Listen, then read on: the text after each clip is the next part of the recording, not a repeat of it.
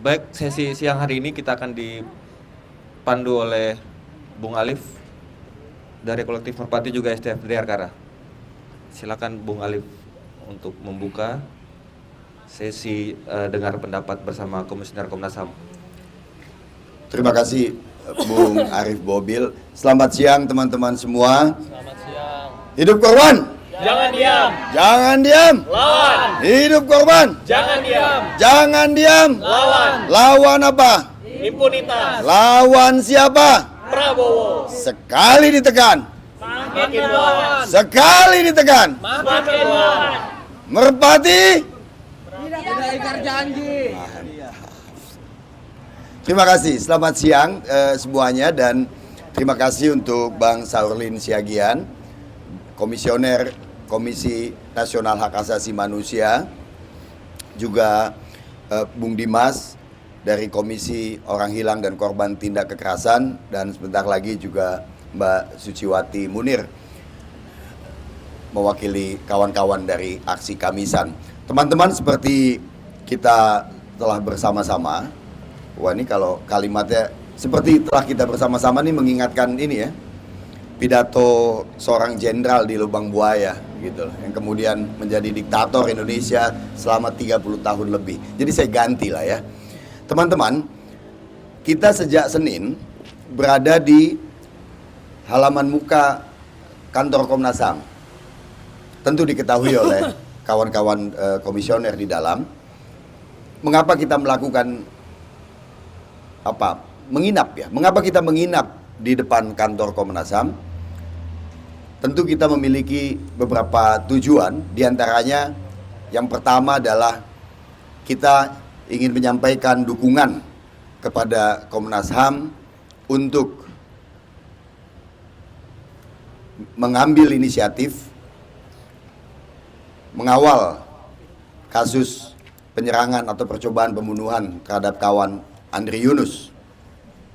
Yang kedua, kita juga ingin menyampaikan kepada publik di luar, baik yang lalu lalang maupun yang menyimak sosial media dan juga media-media massa, bahwa peristiwa yang amat keji ini mesti direspon oleh seluruh orang atau rakyat Indonesia yang ingin bebas dari rasa takut, hanya karena menyuarakan pendapat, hanya karena menyampaikan kritik.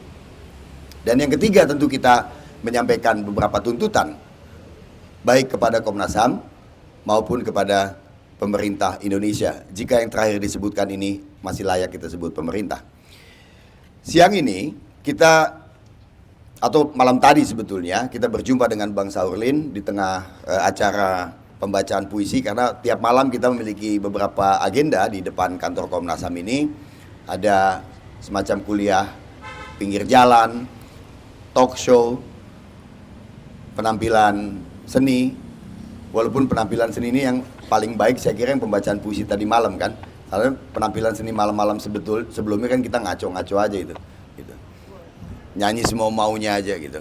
Tapi yang paling paten memang acara jam 3 pagi tadi malam itu kan, atau tadi pagi ya, karena Mardua Holong terutama Bang. Nah, kita sama Boru Pangwaran gitu. Itulah kawan Sylvia Sigalingging itu yang mimpin kita untuk mengenalkan lagu-lagu yang biasa dibawakan di lagu pernikahan, tapi Mardua Holong sebetulnya lagu tentang perpisahan. Agak pedih memang gitu, lagu perpisahan dinyanyikan di perkawinan. Nah, teman-teman, siang ini bukan hari terakhir kita berada di depan Komnas HAM gitu, karena menurut agenda kita baru akan menggulung tenda besok siang. Tema kita seperti sudah kita sepakati beberapa waktu lalu adalah tenda untuk Andri, tandu untuk demokrasi. Pilihan simbolik tenda adalah sebetulnya juga bahasa biblis ya, begitu ya Yongri, mudah-mudahan kamu paham. Bahasa Alkitabiah gitu, sebagai rumah atau tempat berlindung, tempat penyelamatan. Dan di perjanjian lama kita tahu juga bagaimana Tuhan kemudian menampilkan dirinya di hadapan bangsa yang ia pilih di sebuah tenda besar. Nah, kita ingin mendirikan tenda besar itu sebetulnya. Tenda besar itu harusnya bernama Republik Indonesia, di mana kita berada di dalam suatu penyelamatan, kebebasan. Kita baru membangun tenda-tenda kecil di depan Komnas HAM ini sebagai simbol satu keprihatinan terhadap upaya membunuh kawan kita, Andri Yunus. Sehingga kita juga menghadirkan tandu, mengangkat teman-teman yang terluka, yang terutama sebetulnya ada mengangkat diri kita. Karena yang terluka adalah juga diri kita semua. Kita terluka menyaksikan begitu dinginnya ya, 2 orang di Jalan Talang pada tengah malam itu. Sangat dingin yang ia lakukan. Walaupun ada tumpah sedikit, tapi kita lihat tangannya tidak gemetar, tanpa ekspresi mungkin gitu. Dan itu direncanakan. Barangkali banyak orang bisa melakukan tindakan yang cukup menakutkan atau keji sebagai sebuah pembelaan diri di sebuah himpitan. Barangkali ia tertekan atau terancam nyawanya. Tapi ini upaya yang dilakukan dengan penuh perencanaan. Jadi kita nggak pernah bisa memahami itu. Apa yang ada di dalam pikiran mereka, apa yang ada di dalam nurani mereka. Kita nggak pernah mungkin. Akal sehat kita mau sekolah sampai S7 gitu ya, kita nggak mungkin bisa memahami bagaimana mungkin ada orang bisa melakukan itu terencana dan tidak melibatkan 1-2 orang, belasan di bawah naungan suatu lembaga resmi di Republik ini. Jadi di situ kita melihat tidak ada pilihan lain. Andri harus membuat kita menjadi makin berani. Nggak ada pilihan lain. Kita nggak punya lagi waktu untuk mundur atau jalan pelahan, nggak ada waktu. Gitu. Kita harus maju dengan kecepatan yang penuh dan juga dengan keberanian yang semakin kuat setiap hari. Nah, keberanian inilah yang membuat kita juga hadir di Komnas HAM untuk 3 hal tadi. Yang paling penting adalah memberikan dukungan. Walaupun kita kecil, tapi kita ingin menyatakan bahwa kita percaya kepada Komisi Nasional Hak Asasi Manusia sebagai lembaga independen bentukan reformasi 98 yang atau sebetulnya sudah hadir, maaf, saya koreksi ya. Komnas HAM sudah hadir sebelum 98 dan makin tajam sebelum itu, sesudah itu, gitu. Suatu yang diawali oleh banyak sekali aktivis-aktivis yang memang sangat berani berada di wilayah atau di era Soeharto, gitu, bekerja dengan sangat tekun, almarhum Barodin Lopa, almarhum Bang Asmara Nababan dan sebagainya. Nah, semangat itu yang kita bawa selama hampir sepekan ini. Komnas HAM memiliki kepercayaan dari publik yang sangat luas gitu untuk menyiapkan, menyelidiki melalui tim bentukannya yang tujuannya adalah pro justisia dan tentu saja menghadirkan upaya-upaya agar peristiwa ini diadili di peradilan umum. Nah, kita akan mendengarkan banyak sekali dari Bang Saurli nanti, tapi mungkin juga kita ingin mendengar beberapa update dan juga beberapa poin yang saya kira bisa kita garis bawahi juga untuk disampaikan kepada Komnas HAM melalui Bung Dimas dari Komisi Orang Hilang dan Korban Tindak Kekerasan. Bung Dimas, silakan. Hidup korban. Jangan diam. Jangan diam. Lawan. Jangan diam. Lawan. Lawan siapa? Prabowo. Lawan apa? Impunitas. Hidup rakyat, hidup mahasiswa, hidup perempuan yang melawan. Teman-teman, sebelum saya mungkin menyampaikan perkembangan update situasinya Andri dan juga soal advokasi yang dijalankan terkait dengan kasus penyiraman air keras terhadap Andri, pertama-tama saya mau menyampaikan rasa terima kasih kami di Kontras gitu ya, Komisi untuk Orang Hilang dan Korban Tindak Kekerasan, kepada semua teman-teman yang bersolidaritas sejak hari penyiraman air keras kepada Andri itu tanggal 12 Maret 2026. Teman-teman dari kolektif Merpati, teman-teman dari mahasiswa, semua tokoh-tokoh gitu ya yang bersimpati, bersolidaritas adalah bagian dari kekuatan rakyat, kekuatan yang selama ini diremehkan oleh elit kekuasaan, kekuatan yang selama ini diacuhkan karena mereka merasa bahwa kita tidak punya apa-apa. Mereka salah. kita masih punya akal sehat, kita masih punya rasa solidaritas yang kuat. Dan itu dibuktikan dengan kolektif Merpati yang sampai hari ini hari ke-6, Bung Alif ya, hari ke-6 mendirikan tenda di halaman depan Komnas HAM. Dan juga tentu kepada Komnas HAM sebagai lembaga negara independen yang melakukan satu tanggung jawab untuk menjaga, melindungi, menghormati, dan menegakkan hak asasi manusia. Jadi tentu rasa terima kasih ini bukan hanya cuma sebatas kata-kata kawan-kawan. 3 hari lalu saya bertemu dengan Andri di ruang High Care Unit. Beliau menyampaikan rasa terima kasih yang mendalam. Mungkin belum bisa menemui kawan-kawan yang selalu bersolidaritas gitu ya. Mungkin masih belum bisa membersamai teman-teman yang hari ini juga banyak yang menjadi korban intimidasi juga. Kemarin saya melihat berita teman-teman yang melakukan aksi di depan Kodam di Balikpapan itu direpresi, diintimidasi. Kemarin juga ada teman-teman yang melakukan aksi juga yang sama di Pontianak di depan Korem. Itu setelah aksi juga mendapatkan intimidasi yang serupa dari orang-orang pengecut, dari orang-orang yang tidak bertanggung jawab, dari orang-orang yang selalu menganggap remeh kekuatan orang muda dan juga kepada kelompok-kelompok miskin kota serta masyarakat sipil. Dan tentu ada banyak sekali intimidasi. Teman-teman lawyer, teman-teman pengacara, teman-teman penasihat hukum dari tim advokasi untuk demokrasi itu juga mendapatkan kurang lebih ancaman dan intimidasi yang serupa. Banyak kemudian teman-teman lawyer itu yang motornya dikuntit, banyak mendapatkan telepon-telepon dari nomor-nomor tidak dikenal. Banyak juga yang hari ini kalau kita sama-sama meninjau sosial media, narasi-narasi yang cukup bombastis gitu ya dikeluarkan oleh buzzer untuk memfitnah, memecah belah kelompok masyarakat sipil dengan narasi-narasi usang bahwa agenda-agenda penuntasan hak asasi manusia itu adalah agenda asing. Saya rasa kita semua di sini sudah punya kesepakatan yang sama, punya frekuensi yang sama, punya resonansi yang sama, bahwa cara-cara keji, cara-cara melalui fitnah itu adalah cara-cara dari kelompok-kelompok pengecut yang sudah kehilangan akal untuk menyerang solidaritas masyarakat. Dan itu semua berkat dari teman-teman semua di kolektif Merpati dan juga gerakan mahasiswa yang selama ini membersamai korban, komunitas korban, dan juga berjuang untuk keadilan di Indonesia. Kawan-kawan, saya mau menyampaikan kondisinya Andri per hari ini gitu ya. Beliau sudah menjalani 5 operasi besar, yang mana operasi itu ada 2 hal yang dilakukan untuk tindakan. Pertama untuk bagian mata dan yang kedua bagian kulit.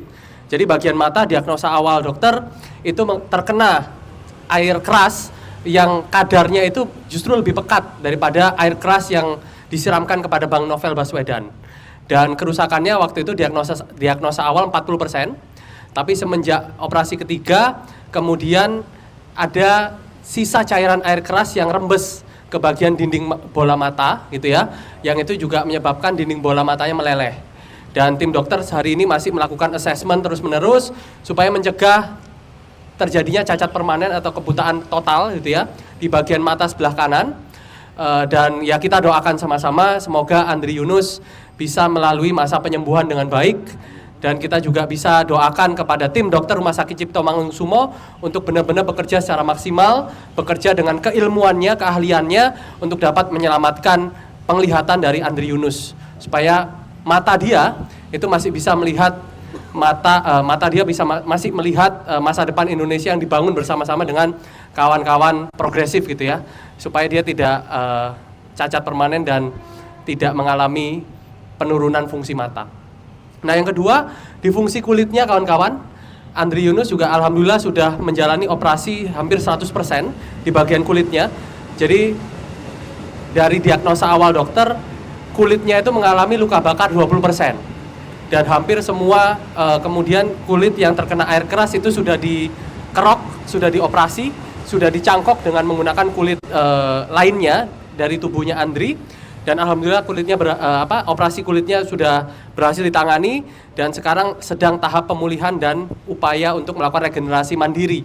Jadi kulitnya itu kalau dari perkembangan yang disampaikan oleh tim dokter kemarin mengalami perbaikan atau mengalami kesembuhan yang cukup baik, perkembangan yang cukup baik gitu ya. Jadi kita doakan, dan Andri juga sudah stabil, sudah bisa bicara, sudah bisa menyampaikan pesan-pesan. Kemarin mungkin teman-teman mendengar pesan dari dalam ruang high care unit gitu ya. Intinya Andri berpesan bahwa kita tidak boleh kalah oleh rasa takut kepada teror yang dilakukan oleh orang-orang pengecut dan menyerukan bahwa perlawanan tetap harus terus dilakukan. Dia menyitir satu kalimat yang yang disampaikan oleh para pejuang revolusioner di Amerika Latin, a luta continua, bahwa perjuangan tidak selesai, perjuangan belum selesai, dan kita masih tetap harus melakukan perjuangan-perjuangan untuk melawan rezim yang zalim. Itu pesan terakhir yang disampaikan oleh Andri melalui voice note yang kemudian disampaikan kepada masyarakat yang mendukung. Lalu kemudian juga ada surat yang dibacakan kemarin ketika proses judicial review di Mahkamah Konstitusi terkait dengan judicial review terhadap RUU TNI, di mana Andri juga salah satu bagian dari saksi waktu itu, dan beberapa teman-teman itu menjadi penggugatnya. Ada teman-teman imparsial, teman-teman Temis Indonesia gitu ya, yang menjadi penggugat untuk melakukan uji material terhadap pasal 74 salah satunya. Nah, pasal 74 ini adalah pasal yang paling krusial, karena pasal 74 itu yang memperbolehkan hari ini rezim peradilan militer untuk terus melakukan penindakan terhadap prajurit-prajurit militer yang bahkan melakukan tindak pidana umum. Jadi pasal 74 ini sedang diperjuangkan oleh kawan-kawan semenjak revisi Undang-Undang TNI di tahun lalu, Maret 2025 disahkan. Itu juga menjadi salah satu hal yang diperjuangkan supaya apa? Supaya tidak ada lagi impunitas kepada prajurit TNI, supaya tidak ada lagi tindakan-tindakan yang tidak pernah ada akuntabilitas penegakan hukumnya kepada semua pidana umum atau tindakan pelanggaran hukum yang dilakukan oleh prajurit di ruang sipil. Dan prosesnya kemarin Andri menyampaikan bahwa dia tidak sepakat apabila kasusnya didorong atau diselesaikan hanya di peradilan militer. Dan dia bahkan bilang bahwa dia akan melakukan mosi tidak percaya apabila proses penuntasan hanya dilakukan di forum peradilan militer. Untuk itulah kita hadir di sini, untuk itulah kita juga sama-sama mendorong kepada Komnas HAM juga agar bisa menghadirkan mekanisme alternatif penyelesaian di ruang-ruang peradilan umum, atau bahkan mungkin nanti kita bisa dialog sama Pak Saurlin gitu ya, apakah memungkinkan apabila kasus ini dibawa di peradilan atau pengadilan hak asasi manusia. Tentu saya juga punya argumentasinya gitu ya, untuk menyampaikan bahwa kasus ini sebenarnya layak dikategorikan atau digolongkan sebagai pelanggaran berat hak asasi manusia berdasarkan konstruksi dari Undang-Undang 26/2000 soal pengadilan HAM. Nah, mohon maaf ini saya suara agak bindeng ya, habis sakit gitu ya, semoga aja saya nggak mengurangi semangat untuk tetap bersama teman-teman. Nah, yang kedua teman-teman, saya sampaikan bahwa situasi ini tadi di awal di depan itu saya berbicara dengan beberapa kawan-kawan, dengan Bung Karik, dengan Bung Alif, bahwa kasus Andri ini tidak hanya berhenti pada Andri Yunus sebagai person dan juga Kontras sebagai organisasi. Lebih jauh, kasus ini bisa dibaca sebagai upaya teror yang sistematis. Tujuannya apa? Tujuannya untuk membungkam suara-suara kritis dan untuk melakukan penyebaran politik ketakutan terhadap kita semua, masyarakat sipil yang hari ini masih punya kewarasan untuk selalu mengkritik kebijakan-kebijakan negara yang jelek, kebijakan-kebijakan negara yang tidak pro terhadap masyarakat dan terhadap rakyat. Kita bisa sama-sama saksikan semenjak rezim Prabowo dilantik gitu ya, di 20 Oktober 2024, ada banyak sekali aksi-aksi massa yang direspon represif oleh aparat kepolisian dan juga aparat tentara atau Tentara Nasional Indonesia, aparat prajurit tentara, TNI.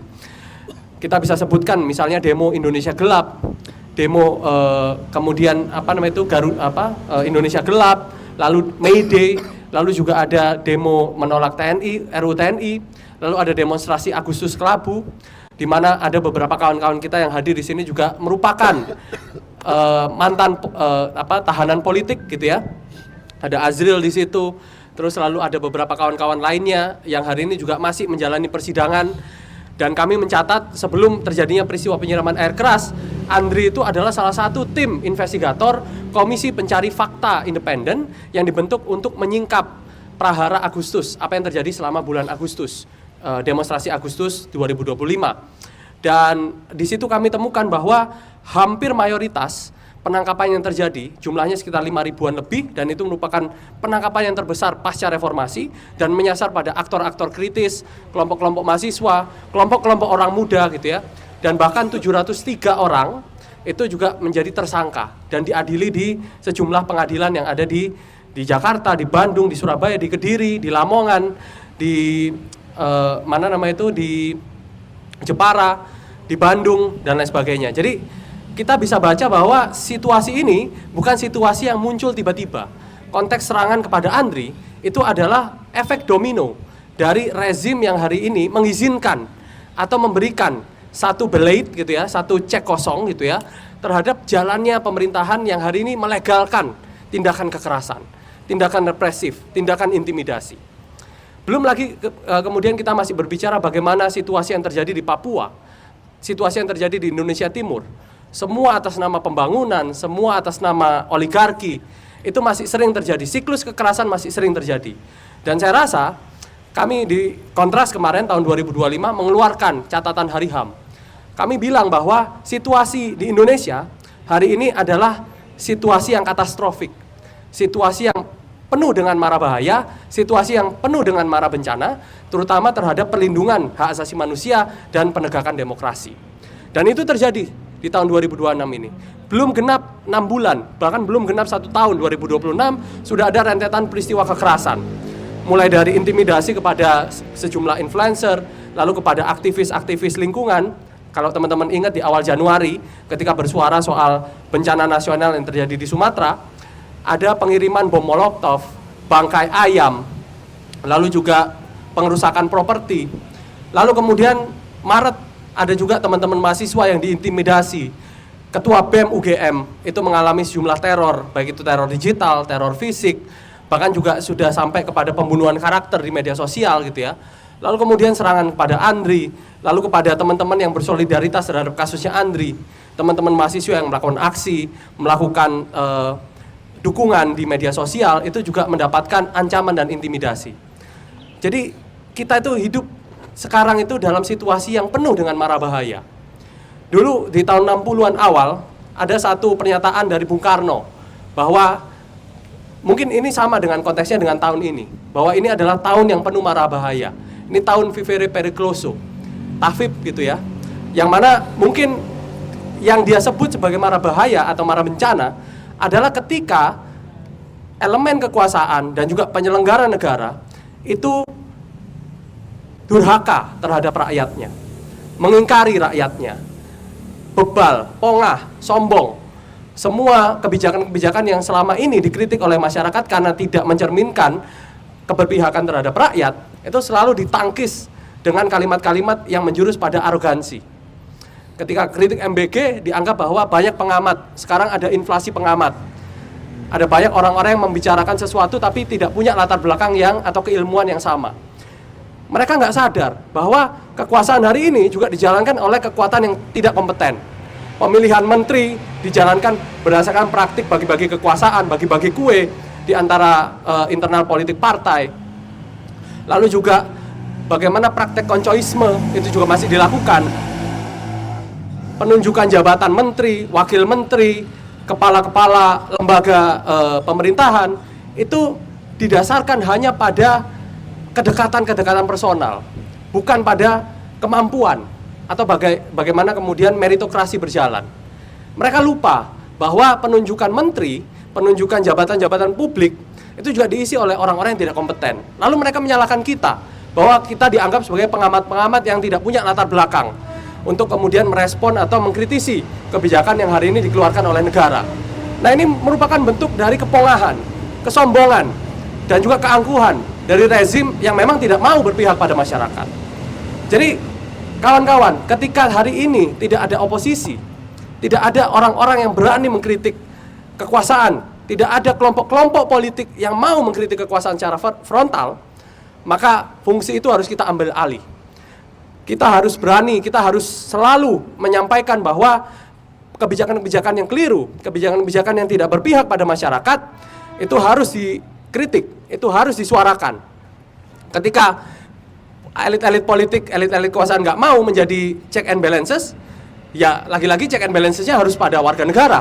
Kita semua yang hari ini masih punya akal sehat, yang masih punya keberpihakan, dan tahu sendiri apa realita yang ada di bawah. Itulah yang harus menjadi oposisi permanen dari kekuasaan yang pongah.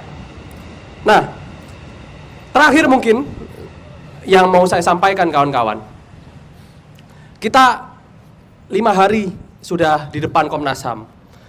Tujuannya tadi yang disampaikan Bung Alif adalah bentuk dukungan kepada Komnas HAM. Karena kita masih percaya Komnas HAM sebagai lembaga independen negara yang memang punya mandat melakukan perlindungan, penghormatan, dan juga penegakan hak asasi manusia. Dan kita mau Komnas HAM hari ini punya statement yang kuat. Bukan lagi satu upaya yang membebek kepada lembaga-lembaga yang sudah diisi oleh para birokrat-birokrat dan juga para kelompok-kelompok elit yang menghamba kekuasaan. Dan kami minta komisioner Komnas HAM itu juga masih menjalankan nilai independensi, nilai imparsialitas, jauh dari politik praktis, dan mau sungguh-sungguh untuk kemudian melakukan fungsinya, melakukan tindakan-tindakan dalam penyelidikan. Tadi bahasa Bung Alif adalah mendorong proses pro justisia terhadap penyiraman air keras kepada Andri.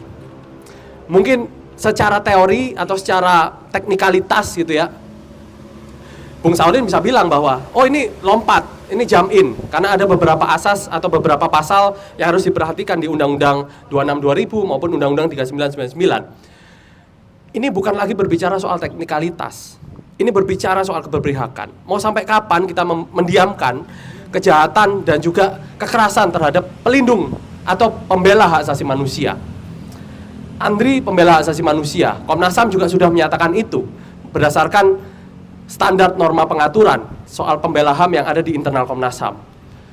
Ketika Komnas HAM bilang bahwa Andri adalah pembela HAM, harusnya Komnas HAM juga sadar bahwa hari ini, di rezim ini, pembela HAM itu penuh dengan resiko, penuh dengan mara bahaya, penuh dengan mara bencana.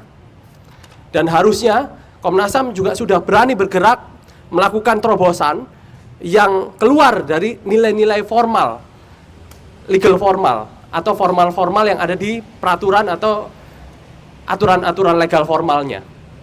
Dan itu yang saya ingin dengar. Apa terobosan yang mau disampaikan oleh Bang Saulin Siagian selaku komisioner Komnas HAM? Saya tahu bahwa Bang Saulin Siagian juga tidak merepresentasikan atau tidak mewakili suara dari komisioner yang lain, tapi saya pengen tahu secara personal, secara profesional, figurnya Bang Saulin Siagian sebagai mantan aktivis, sebagai advokat publik yang dulu ada di di salah satu lembaga pelindung atau lembaga advokat publik gitu ya, Bakumsu di Sumatera, dan juga sekarang sebagai komisioner Komnas HAM, bagaimana pandangannya soal penyiraman air keras kepada Andri Yunus? Nggak cuma soal figurnya Andri Yunus hari ini, tapi juga bagaimana masa depan perlindungan terhadap pembela hak asasi manusia, mahasiswa, dan juga warga negara secara umum. Nah, yang kedua, mungkin terkesan bahwa kita kalau misalnya terus-terusan mendorong Komnas HAM, ini adalah penghakiman satu arah. Jauh dari itu, ini bukan penghakiman, ini justru adalah dorongan. Supaya apa? Supaya Komnas HAM sebagai lembaga yang masih kita percaya di publik, yang masih relevan dibandingkan Kementerian Hak Asasi Manusia, yang cuma menyampaikan kalimat atau statement-statement yang membuat kita tertawa, kita lebih punya kepercayaan kepada Komnas Hak Asasi Manusia. Karena secara struktur tata negara, Komnas HAM lebih independen. Komnas HAM lebih punya kekuatan dengan nilai-nilai independensi dan imparsialitas dibandingkan kementerian yang memang nyata-nyata masuk dalam kabinet pemerintahan dari rezim yang hari ini merupakan rezim terduga pelanggar hak asasi manusia. Jadi saya harap statement dan juga apa yang dilakukan oleh teman-teman dengan membuat tenda untuk Andri, tandu untuk demokrasi ini adalah dibaca sebagai bentuk dukungan dan juga suplemen kepada Komnas HAM untuk berani menyampaikan atau melakukan terobosan terhadap apa yang harus dilakukan oleh Komnas HAM dalam level penegakan hukum dan penegakan hak asasi manusia. Dan yang terakhir kawan-kawan, ini adalah politik ketakutan. Tadi sudah disampaikan Bung Alif. Politik ketakutan adalah senjata yang paling primitif dilakukan oleh orang-orang pengecut. Orang-orang yang punya kekuasaan, tapi dia memperoleh kekuasaan dengan cara-cara yang curang. Otomatis yang bisa mereka lakukan untuk mempertahankan kekuasaan adalah melakukan kekerasan. Nah, apakah kita mau selamanya dipimpin oleh orang-orang seperti itu? Tentu tidak, teman-teman. Tentu kita tidak mau semua hajat hidup kita, harapan hidup kita, masa depan kita sebagai orang muda ditentukan oleh orang-orang yang bahkan untuk mendapatkan kekuasaan aja harus berbuat curang. Jadi mari kita satukan frekuensi pikiran, kita satukan tekad kita, satukan kekuatan keberanian kita untuk terus menyuarakan kebenaran, menyuarakan, meminta keadilan, mendorong keadilan, dan juga mendorong supaya negara ini ke depan bisa lebih memperhatikan masyarakatnya. Bukan lewat program-program yang sifatnya populis, MBG, Kopdes, Koperasi Desa Merah Putih, PSN, yang katanya buat untuk pembangunan, ternyata hanya memperkaya segelintir elit, memperkaya cukong, tidak benar-benar memberikan keuntungan untuk masyarakat. Inilah saatnya, inilah momentumnya. Bagi teman-teman yang masih merindukan keadilan, bagi teman-teman yang masih merindukan masa depan yang gilang gemilang, tentu inilah cara kita. Kita harus terus berisik, kita harus terus melakukan aksi-aksi, kita harus melakukan tindakan-tindakan untuk melakukan koreksi terhadap jalannya pemerintahan ini. Datang ke aksi Kamisan, melakukan segala macam pendiskusian, melakukan diskusi-diskusi publik, melakukan aksi-aksi simbolik, melakukan aksi-aksi massa, menekan dan juga menyampaikan, menyuarakan semua kegelisahan lewat platform-platform atau kanal-kanal yang ada. Saya rasa itulah selemah-lemahnya iman yang bisa kita lakukan sebagai warga negara yang kritis. Meskipun masih ada ancaman intimidasi dan juga ancaman represi, tapi percayalah teman-teman, ketika kita semua bersatu, ketika kita semua kompak di bawah, insya Allah kita semua bisa melalui apa yang hari ini terjadi. Kita bisa melalui tekanan-tekanan, intimidasi, represi. Dan tentu kita semua masih percaya dan berpihak kepada korban, komunitas korban, dan kelompok marginal. Hidup korban! Jangan diam! Jangan diam! Lawan! Hidup mahasiswa! Hidup! Hidup rakyat! Hidup! Hidup perempuan yang melawan! Hidup! Terima kasih. Bung Alif, saya kembalikan Bung Alif. Terima kasih Bung Dimas Bagus Arya, Koordinator Kontras. Bang Saurlin, sebetulnya apa yang mau ditanyakan kepada Bang Saurlin sudah disampaikan Dimas semua tadi. Tapi saya mau bilang kepada teman-teman, ada yang beberapa hal yang tadi penting untuk digarisbawahi dari pernyataan Bung Dimas, bahwa ya kita hidup di situasi yang penuh mara bahaya saat ini. Jadi Republik ini sudah sebegitu menakutkannya. Kekuasaan hari ini menurut Bung Dimas dijalankan oleh orang yang tidak kompeten. Di dalam filsafat politik ini disebut sebagai kakistokrasi, pemerintahan yang dikelola oleh orang-orang yang terburuk dari seluruh warganya. Jadi kakistokrasi, government by the worst, yang terburuk. Dan kita mengalami itu. Sehingga kita walaupun ngenes ya, itu tidak heran apabila masih ada warga sipil yang membela tindakan keji ini. Namanya buzzer. Kita nggak habis pikir. Tapi pemerintahan yang dikelola oleh kaum yang terburuk yang ada di Republik ini memang memunculkan buzzer yang saya kira nuraninya juga hilang sudah. Akal sehatnya juga sudah hilang. Dia melihat dengan nyata video itu. Dia menyaksikan berbagai keterangan. Tapi dia masih bisa membela dan bahkan mengecam teman-teman sebagai yang tadi disebut oleh Bung Dimas antek asing. Nah, kita juga mencatat ya, kalau tadi disebutkan oleh Bung Dimas bahwa ada 3.000-an teman-teman kita yang ditangkap, 703 itu kemudian menjadi tersangka. Jangan lupa kawan-kawan, itu terjadi bulan peristiwa Agustus 2025. Prabowo dilantik 20 Oktober 2024, belum setahun. Baru 10 bulan. Baru 10 bulan lewat 8 hari, dia sudah begitu represif. Menangkap ribuan orang. Nggak pernah terjadi tuh dalam waktu singkat. Ribuan orang begitu ditangkap. Soeharto butuh sekian tahun loh untuk menangkap ribuan orang, mentersangkakan 700-an aktivis, butuh sekian tahun. Soeharto, Prabowo cuma butuh 10 bulan. Jadi rezim ini rezim yang memang terburuk, kakistokrasi, government by the worst. Ini kita catat ya. Ya begitu disandingkan dengan sebelahnya, yang istananya dari seberang di Jalan Medan Merdeka Selatan, makin buruk, kita tahu itu. Ya, Gibran maksudnya. Gitu ya. Jadi pertanyaannya tadi sudah disampaikan oleh Bung Dimas, Bang Saurlin, silakan. Bung Saurlin, saya nambahin sekilas. Ada satu hal yang lupa Bung Alif, mohon maaf. Ini soal proses yang terjadi di militer. Jadi seperti yang kita tahu ya, mungkin Bung Saurlin juga tadi sudah menyampaikan juga bahwa proses yang terjadi di Puspom TNI itu sudah dilimpahkan sekitar hari Selasa atau Rabu kemarin ke auditorat militer. Auditorat itu setingkat kejaksaan. Jadi udah masuk level penuntutan, kawan-kawan. Nah, lagi-lagi yang kami khawatirkan itu terjadi bahwa proses tindak pidana yang ada di dalam militer, internal militer, itu tidak bisa membongkar aktor intelektualisnya. Yang diajukan itu cuma 4 tersangka. Yang itu berbeda inisialnya dengan apa yang disampaikan oleh Polda Metro Jaya atau kepolisian. Nah, tapi yang kita juga tahu dan sampai saat ini belum dimintai pertanggungjawaban adalah penyerahan tugas dari Kabais, Wakabais dan juga Dir-E yang ada di institusi Bais TNI.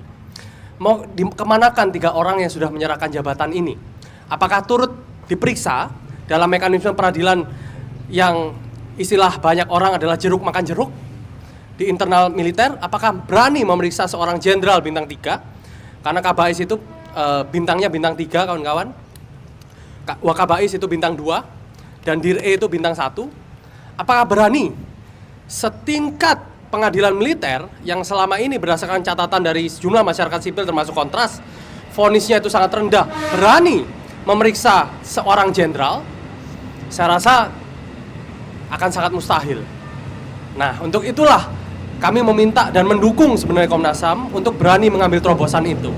Panggil Kabais, panggil Wakabais, panggil Dir-E, institusi Bais untuk dimintai keterangan apa yang dia ketahui, karena apa yang terjadi kepada Andri itu kita tesiskan sebagai operasi intelijen. Dan dalam satu reportase khusus di majalah Tempo sudah tahu kata sandinya apa, operasi Sadang. Dan dia tidak menyasar Andri semata, tapi saya juga mengutip apa yang kemarin disampaikan Bang Saurlin di media. Ada 12 orang yang ditarget dari kalangan aktivis masyarakat sipil. Jadi ini adalah the moment of truth bagi Komnas HAM untuk berani melakukan terobosan. Panggil Kabaisnya, panggil Wakabaisnya, panggil Dir-E-nya. Karena mereka cuma menyerahkan jabatan. Mereka nggak dipecat, mereka nggak di PDDH. Mereka masih statusnya sebagai anggota militer. Jadi segitu tambahannya Bung Alif, Bung Saurlin. Terima kasih. Silakan Bang. Ya. Assalamualaikum warahmatullahi wabarakatuh. Selamat siang buat kita semuanya. Tadi sambil merenungkan pandangan dari 2 teman kita, karena ini dengar pendapat. Sebenarnya dalam istilah Komnas HAM nggak ada dengar pendapat, karena ini DPR itu. Tapi nggak apa-apa kita pakai, jadi pendapat itu lebih bebas. Jadi saya bebas saja ngomongnya, nggak apa-apa ya. Mantap itu. Jadi mendengar pendapat, namanya pendapat gitu. Tapi nanti mungkin saya sampaikan beberapa hal yang disampaikan oleh Komnas HAM yang sudah dilakukan Komnas HAM supaya kita juga bisa kawal ya. Pertama terima kasih banyak, saya apresiasi sekali dengan mahasiswa. Ini mahasiswa ya semuanya ya pada umumnya yang memberikan dukungan terhadap Komnas HAM. Ketika hari pertama saya sudah terima. Ini kali keempat saya bertemu. Jadi jangan disebut saya nggak bertemu dengan teman-teman. Ini kali keempat saya bertemu dengan teman-teman. Hari pertama, lalu kemarin pagi, lalu malam, lalu hari ini. Ini sangat kami apresiasi. Semua teman-teman di komisioner juga menyampaikan hal yang sama, mengapresiasi dukungan Bapak Ibu sekalian yang ada di Komnas HAM. Nah, terkait kasus ini, saya membayangkan begini ya. Saya di pemantauan sekitar 8 bulan terakhir, dan saya punya kesempatan menangani kasus-kasus ya di berbagai tempat di Indonesia. Ini pendapat namanya. Nah, menyiram air keras, ini saya membayangkannya, ini kan kita menafsirkannya kembali. Menyiram air keras ini kan air yang dipergunakan untuk tambang ya, untuk menyucikan sesuatu supaya bisa lebih bagus. Bisa Freeport, bisa tambang nikel di di Sulawesi, di Halmahera, di Sumatera, tambang emas dan seterusnya. Setelah kita menyiram tanda kutip air keras selama puluhan tahun ke Sumatera, maka Desember kemarin kita menuai hasilnya, 1.000 orang mati, ya kan? 3 provinsi mengalami duka yang luar biasa, lebih dari 1.000 orang meninggal ya, akibat dari 3 provinsi yang disiram air keras, tanda kutip air keras selama puluhan tahun. Berbagai tambang di sana, berbagai kebun sawit dan seterusnya. Kita selalu dalam perjalanan saya juga menyaksikan yang sama di Kalimantan ya. Lubang-lubang tambang di sana banyak sekali, dan itu bukan hanya menyisakan tapi melahirkan korban-korban baru, orang yang kemudian tenggelam di dalam tambang-tambang yang tidak dikelola dengan baik. Dan kemudian di Sulawesi juga, dan terakhir tapi bukan yang di belakang, last but not least, Papua ya, adalah tempat di mana tanda kutip air keras ini masih akan terus menerus kita lihat setiap hari menelan korban.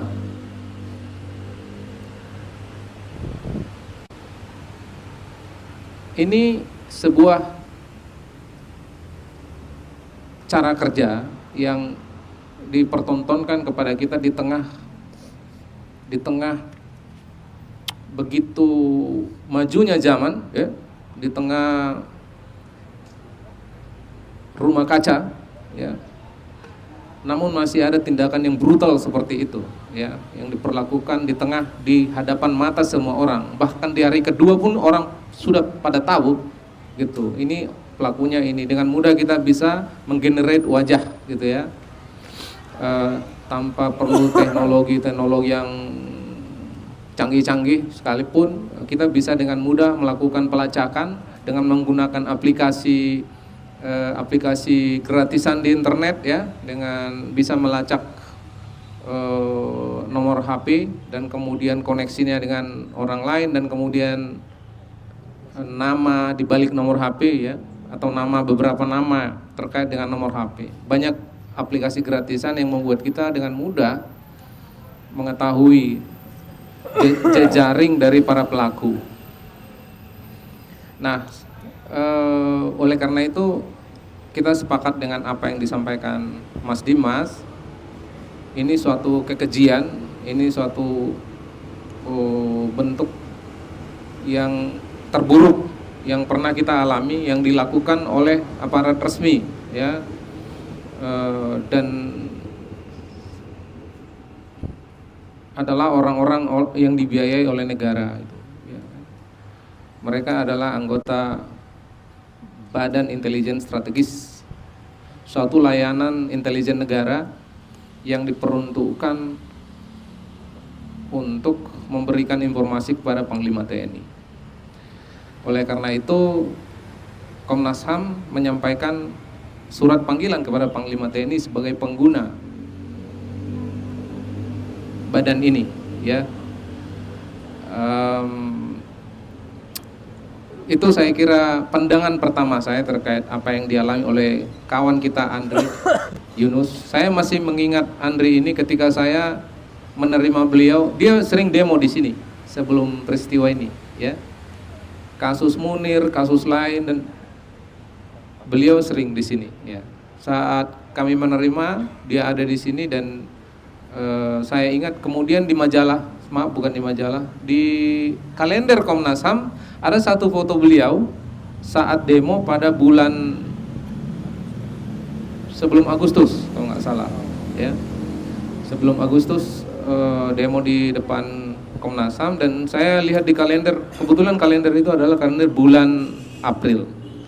wajah ada di situ Andri Yunus, dan tidak sulit buat Komnas HAM untuk menetapkan dia sebagai pembela HAM dengan tanpa harus mencek track records, relasi sehari-hari yang kita miliki dengan dia selalu berada di depan Komnas HAM ini untuk menyuarakan keadilan. Tidak sulit buat kami untuk menetapkan Andri Yunus sebagai pembela HAM. Itu yang terpikirkan di saat terjadi kejadian, sehingga ketika hari pertama kejadian kami langsung menyampaikan sikap keras, dan kemudian tidak lebih dari seminggu kami sudah mengeluarkan surat pembela HAM kepada Andri Yunus, dan kemudian kami memulai pemantauan dan penyelidikan dengan membentuk tim yang dipimpin oleh Pak Pram. Saya masuk menjadi anggota tim, dan kita sudah melakukan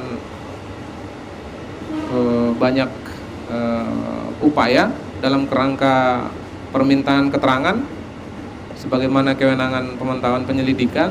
Kami sudah meminta keterangan dari pihak Kontras, pihak RSCM, pihak TNI juga sudah kita periksa, pihak Polda Metro Jaya.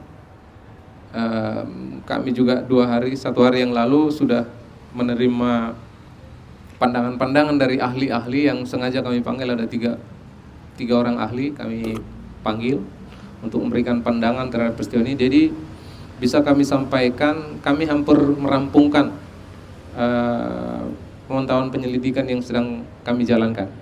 Mudah-mudahan segera itu bisa kami keluarkan rekomendasinya. Terkait apa yang dilakukan oleh Polda Metro, terus terang kita sangat terkejut ya. Belum beberapa hari langsung kemudian diserahkan kepada Puspom. Komnas HAM juga saya kira cukup terkejut ya. Baru beberapa hari ditangani oleh Puspom sudah diserahkan ke Auditorat Militer. Kalau tidak salah, ayah juga belum diperiksa, ya belum. Jadi korban langsung belum diperiksa. Nah, jadi banyak kejutan ya dalam kejadian dan peristiwa penanganan penegakan hukumnya, juga banyak kejutan yang menurut kita masih membutuhkan pendalaman. Kenapa ini ada percepatan dari kepolisian ke TNI? Kita sedang dalami juga kenapa ada percepatan. Lalu kemudian percepatan lengkapnya kasus ini sebagai sebuah peristiwa untuk diserahkan kepada Auditorat Militer, saya kira itu sangat cepat ya, dan kita akan mendalami juga. Dan yang terakhir, kami juga sedang menunggu respon dari Panglima untuk mendapatkan kesempatan untuk memeriksa 4 pelaku. Dalam waktu-waktu yang akan datang kita akan melihat apakah kita akan mendapatkan kesempatan itu.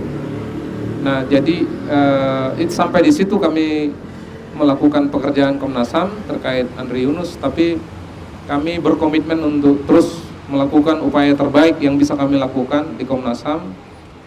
Kami sudah bekerja, teman-teman sudah bekerja sejak puasa sampai Lebaran juga. Teman-teman tidak mengambil libur ya untuk menyelesaikan pengumpulan fakta-fakta yang dibutuhkan, mencatat, kemudian menuliskan laporan. Jadi teman-teman masih bekerja terus-menerus, dan sengaja kami juga tidak keluar kota ya. Saya dan teman-teman yang menangani kasus ini mengambil kesempatan untuk tidak pergi keluar dari Jakarta kecuali soal nyawa orang ya. Minggu lalu saya memang ke Papua sebentar karena harus saya sampaikan menyelamatkan nyawa orang juga, 5 orang di Papua Barat Daya. Dan saya hanya 2 hari di sana, kemudian hari Minggu balik ke Jakarta dan kembali fokus ke kasus ini. Nah, jadi kita menempatkan kasus ini sebagai kasus yang sangat serius dan prioritas, dan kami tidak keluar sama sekali, keluar dari Jakarta untuk memastikan keseluruhan tahapan-tahapan pemantauan penyelidikan bisa kami rampungkan segera mungkin. Terima kasih atas doa Bapak Ibu semua untuk mendukung Komnas HAM. Sekali lagi kita ingin atau setidak-tidaknya saya menginginkan bahwa ada peradilan lain selain peradilan militer. Dan itu sedang kita terus suarakan. Kita juga sedang mengupayakan supaya kepolisian melanjutkan penyelidikan, ya, karena polisi sudah memulai dan belum mengakhiri apa yang mereka sebut sebagai surat SPDP, ya. Jadi SPDP-nya sudah keluar dan belum ditutup. Jadi sebenarnya masih ada peluang di luar peradilan militer untuk dilanjutkan oleh kepolisian.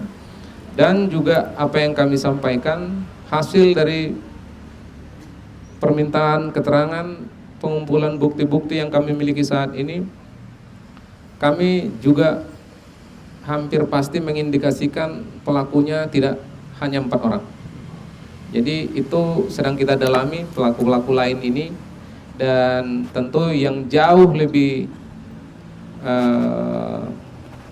cepat untuk bisa melakukan pekerjaan-pekerjaan ini sebenarnya adalah penyidikan kepolisian.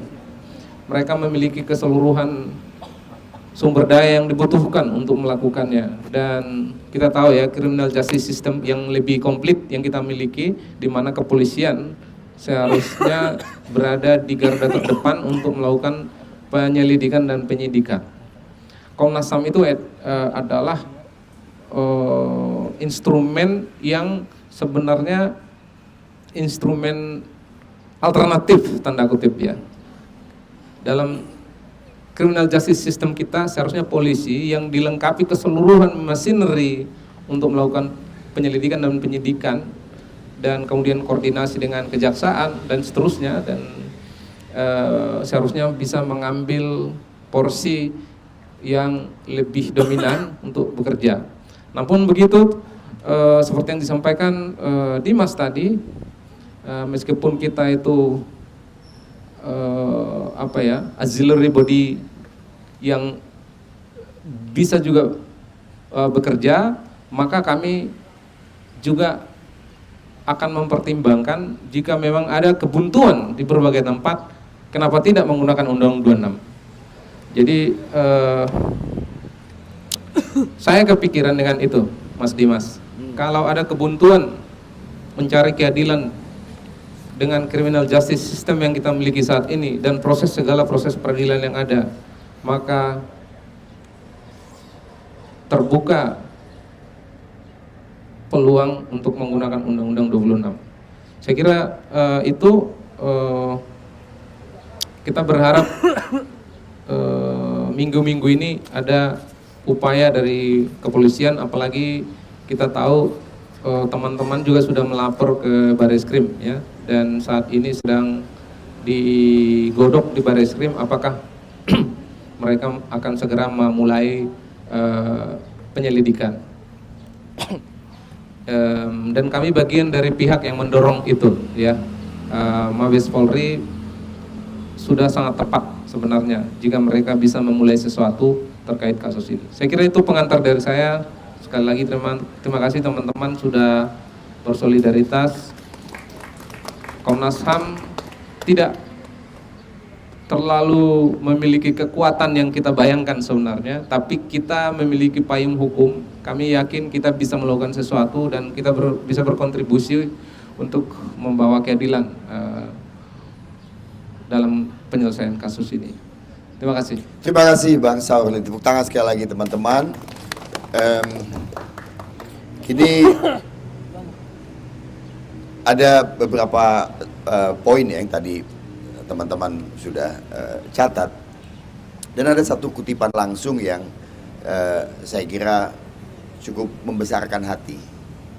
Bang Saurlin tadi bilang bahwa saya menginginkan ada peradilan lain selain peradilan militer. Ini nggak usah ditafsirkan macam-macam.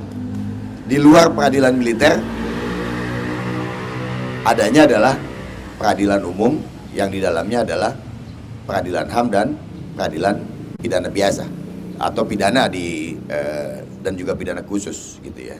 Jadi ini membuat kita cukup berbesar hati. Jadi silakan tepuk tangan sekali lagi kawan-kawan. Saya menginginkan ada peradilan lain selain peradilan militer. Saya akan mempersilakan teman-teman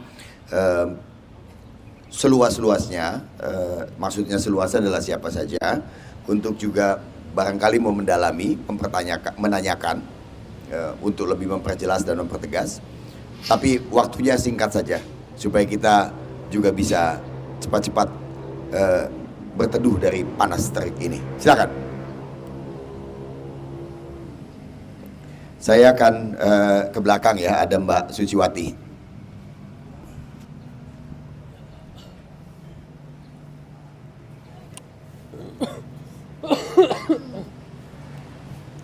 Selamat siang semuanya.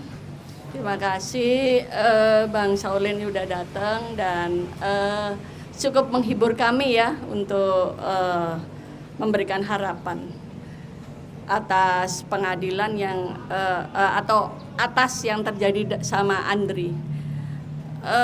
Saya sih berharap harusnya ada statement yang kuat ya dari Komnas HAM, komisioner, dan nggak tahu ya, saya selalu setiap kali saya pengen dengar sebuah statement yang kuat dari pihak Komnas HAM, tapi seringkali selalu yang keluar adalah soal internal apalah gitu. Terus terang itu memuakkan buat saya. Tapi sekali lagi ya, harapan yang paling penting, harapan lagi ya, sebetulnya satu aja, segerakan untuk membuat kasus Andri ini jadi seperti kasus Munir juga, pro justisia. Sementara pro justisia kasus Munir aja belum keluar. Apakah mungkin nggak apa-apa deh Andri dulu deh keluarin gitu misalnya? Karena ini saya melihat karena keterlambatan atau terlalu lamanya bekerja Komnas HAM untuk melihat kasus Munir ini dalam pro justisia untuk memutuskan bahwa kasus Munir ini pelanggaran HAM berat, sehingga menjadi ruang yang bisa terbuka untuk para penjahatnya semakin pongah gitu. Sehingga kerjanya Komnas saja lama, ya udahlah kita lagi lakukan itu ya. Berapa orang lagi korban yang harus kita tunggu untuk mendapatkan keadilan itu? Karena selama ini kita tahu bahwa sebagai lembaga hak asasi manusia yang harusnya independen, tapi saya tidak melihat itu karena kasus pelanggaran HAM berat itu masa lalu ataupun pelanggaran HAM berat yang terjadi itu selalu lambat. Saya tahu bahwa peta politiknya luar biasa ya, tekanannya dan sebagainya. Tapi ketika memilih masuk dalam ruang sebuah lembaga, ya pilihannya itu tadi, kalah atau maju. Atau kalau enggak dibunuh, diracun, disiram air keras atau apa lagi gitu. Masa kita akan terus-menerus mendapatkan hal itu? Apa yang kita pikirkan tentang anak cucu kita? Soal menghirup udara yang bebas, yang menjunjung tinggi hak asasi manusia. Apa gunanya kelembagaan ini kalau kemudian terus-menerus mendilai keadilan itu gitu. Karena peran lembaga Komnas HAM ini adalah memunculkan keadilan itu. Bersama korban terutama. Saya tahu kerjanya banyak, saya tahu dengan banyak tapi carilah sebuah ruang yang sangat keras, yang sangat kuat untuk menegakkan hak asasi manusia itu, sehingga kami percaya dengan penuh apa yang dilakukan oleh teman-teman ini tidak hanya karena just bekerja saja, karena cari portofolio saja, dan kemudian tidak menghasilkan apa-apa untuk keadilan bagi kami. Perlu puluhan tahun lagi kah kasus Munir, aksi Kamisan, dan korban-korban lagi? Dan abang juga tahu pasti ke daerah-daerah berapa banyak korban yang terus bermunculan. sekali lagi saya butuh kerja, tidak hanya lagi janji bahwa kasus Andri Yunus itu segera dimasukkan pro justisia. Selain saya juga akan menagih kepada Abang, apa kabarnya kasus Munir? Itu aja. Terima kasih. Terima kasih Mbak Suci, dan selagi saya di sini saya akan ke Karik dan kemudian Wawan. Dia dulu. Tahanan politik masa Prabowo. Silakan, Bung. Hidup korban. Jangan diam. Baik, Assalamualaikum warahmatullahi wabarakatuh. Perkenalkan, nama saya Hari Kanhar dari Riau. Saya datang jauh-jauh ke Jakarta untuk diculik oleh Polda Metro Jaya di bandara. Dan saya masih sidang, Mas. Jadi saya masih sidang satu kasus lagi. Kebetulan saya 2 kasus. Saya kasusnya bareng Del Pedro, Syahdan dan Mujafar, begitu. Yang kedua sama Wawan, tapi beda SPK. Nah, mungkin selain ini ya, kami mungkin dari Serikat Tahanan Politik merasa bahwa Mas Andri itu pahlawan kami, Mas. Mas Andri itu di bagian riset investigasi, dialah yang kemudian mengungkap apa yang seharusnya diungkap oleh Komnas HAM begitu di Komisi Pencari Fakta. Dan kemudian inilah yang kami lihat berimbas kepada perjuangan yang maksimal, yaitu sampai mengalami kekerasan langsung oleh aparat negara. Dan hari ini bahkan sebenarnya ada ketakutan di antara teman-teman kami untuk menghadiri acara-acara seperti yang kita lakukan hari ini. Itu semua karena apa? Karena impunitas tadi, karena represivitas tadi tidak kemudian dilihat oleh mungkin lembaga sebagai ini hal buruk begitu. Saya tidak melihat 700 orang, 7.000 orang ini itu sebagai korban dilihat oleh publik. Namun bahkan ya mohon maaf seperti kriminal. Kami pulang ke kampung, waduh, dicaci maki saya. Namun hari ini saya ingin mempertanyakan sebenarnya, kebetulan ada Ajril, Mas, anak yang baru lulus sekolah, bekerja, dan dia mengalami kekerasan. Ajril ini tahanan politik juga. Dia mendapatkan rekomendasi dari Komnas HAM. Namun Ajril ini tidak terbukti di persidangan melakukan pengerusakan terhadap mobil. Dia memang di lokasi tapi tidak terbukti, tidak ada saksi yang melihatnya, dan ada rekomendasi dari Komnas HAM. Tapi vonisnya lebih berat dari kawan-kawan yang lain. Kalau kawan-kawan yang lain yang kemudian diduga melakukan pengerusakan, itu vonis sesuai masa tahanan. Ajril yang ada rekomendasi Komnas HAM, dia menambah 2 bulan. Ini berbeda begitu. Jadi apa sebenarnya manfaat dari tahanan politik mendapatkan rekomendasi Komnas HAM ini?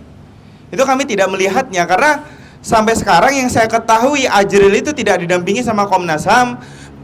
Kebetulan tangan bahu kanannya itu patah waktu itu, kepalanya itu terbentur dan dia diseret oleh polisi. Jadi tubuhnya remuk gitu. Bahkan di lapas itu saya tahu bahwa Ajril di hari pertama masuk penjara itu langsung kolaps. Langsung nggak sadarkan diri, berbusa, akhirnya langsung masuk klinik. Dan mungkin nanti Ajril bisa cerita juga, tapi kemudian rekomendasi Komnas HAM untuk tahanan politik, terutama di Ajril ini, manfaatnya seperti apa? Karena pengadilannya juga vonisnya lebih berat dari yang lain, kesehatannya juga saya melihat tidak ada dipus, tidak ada didorong, tidak dibantu. Lalu ini apa? Begitu. Karena kalau kemudian ini hanya surat yang sudah ya kita ajukan nih, ini korban kekerasan, Komnas HAM ngasih rekomendasinya itu, mohon maaf saya memang belum baca rekomendasinya. Tapi rekomendasinya ini kemudian apa begitu?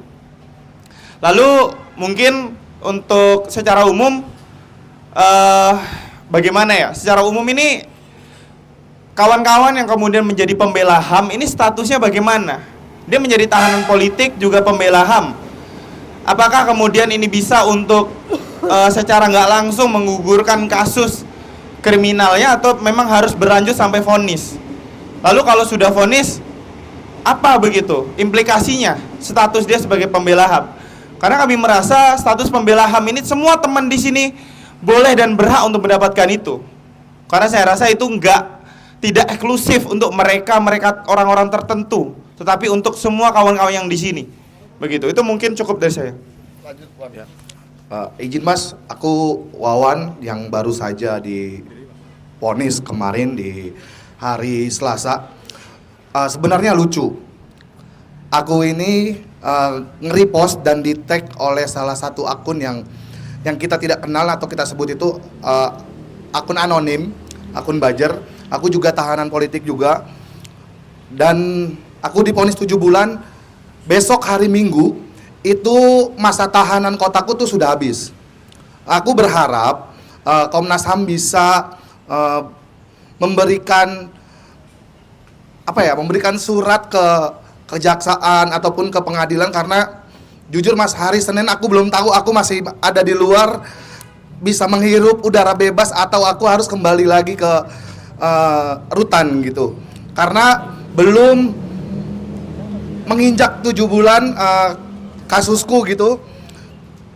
Ini aku berharap Komnas HAM juga bisa memberikan rekomendasi kepada kejaksaan ataupun pengadilan. Sampai saat ini aku masih belum bisa, sebenarnya agak takut juga untuk menyuarakan. Aku masih menjadi tahanan kota yang masih pakai gelang di kaki.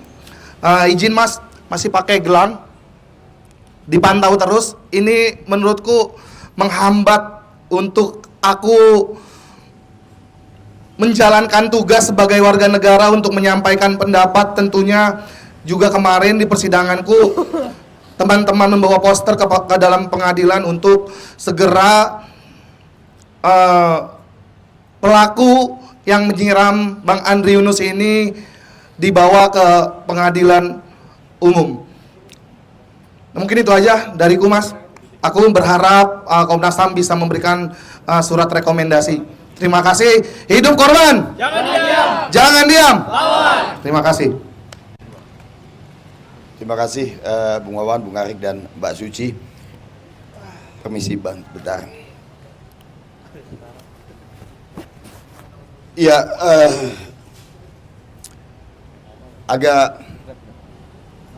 bukan agak ya, suram kali kayaknya Bang ya. Saya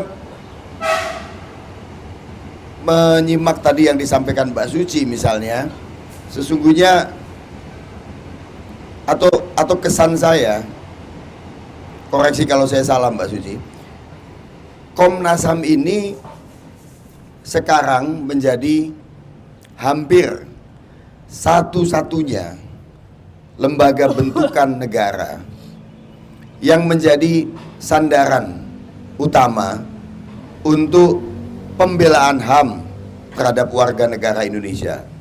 Hampir satu-satunya. Yang lain kan misalnya teman-teman NGO, masyarakat adat, itu kan bukan lembaga-lembaga bentukan negara. Jadi ini satu-satunya, bukan hampir ya, satu-satunya lembaga bentukan negara yang independen, yang menjadi harapan untuk pembelaan hak asasi manusia, perlindungan. Polisi seharusnya melindungi warga negara, tapi kita tahu mereka menangkapi banyak sekali orang. Tentara harusnya mempertahankan teritorial Indonesia, malah dia masuk ke dalam dapur kita. Maksudnya bukan cuma terlibat MBG masuk ke dapur kita, tapi ke ruang kita yang paling privat. Gitu. Jadi ini kesuraman ini Bang, mohon direspon saya kira. Terima kasih. Oh itu udah ada. Dimas mau ngomong? Oh, abang dulu lah. Terima kasih banyak untuk pertanyaannya.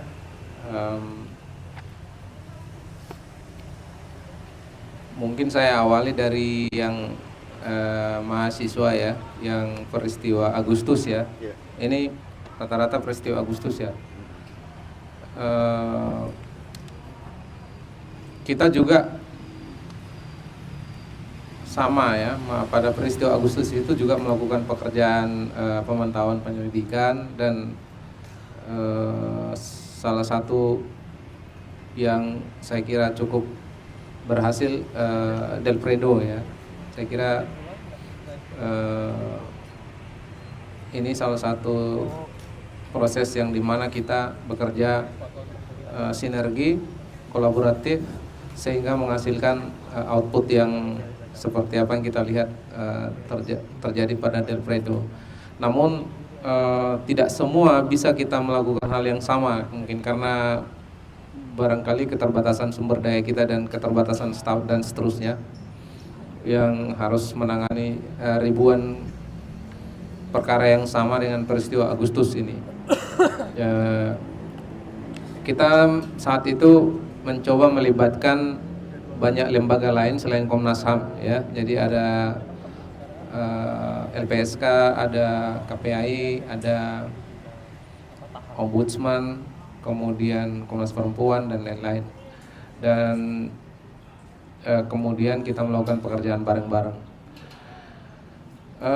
Namun justru karena besar, jadi proses koordinasinya jadi tidak mudah juga, ya, karena semua lembaga ini sesungguhnya memiliki mekanisme pengambil keputusan masing-masing, sehingga kita masing-masing kemudian harus membawa lagi ke paripurna. Kalau di Komnas HAM mereka kemudian bawa ke pleno, kalau Komnas Perempuan, di Ombudsman misalnya, dan LPSK. Jadi bikin laporan kita menjadi berlarut-larut juga, ya, laporan bersama.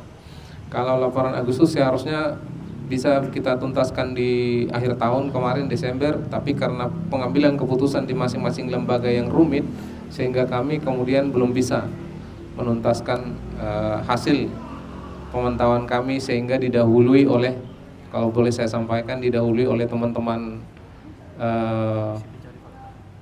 Komisi Pencari Fakta, ya, KPF, kemudian mengorbankan Andri.